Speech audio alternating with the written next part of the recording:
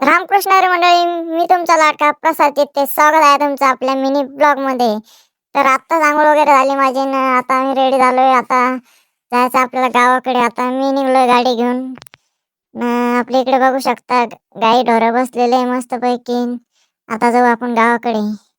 इकडे बघा आमचा साईबाबा झोका खेळत आहे.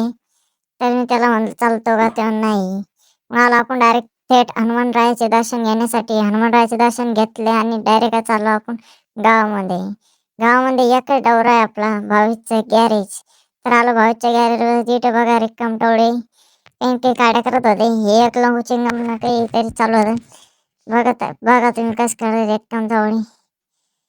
टाइमपास चालू आहे नुसता. आणि इकडे बघा आता हे डायरेक्ट लागले भांडणं करायला पुन्हा. भन्नाट कॉमेडी. हटकून भांडणं करत्यान. पुन्हा आलो मी शेतामध्ये. आता वाजले होते संध्याकाळचे 5 वाजत आले होते ना. आपल्या 5 मध्ये गाईला पाणी, पप्पाला आणि त्याला जायचं होतं दांड पाडायला कोणाच तरी. तर आता ते गेले. आपण इकडे गावड्याला पाणी पाजून घेऊ. मग नंतर पुन्हा दूध काढायचा टाइम झाला. पप्पाचा आणि त्यात चहा पाणी झालं होतं आणि मी चाललो दूध काढायला.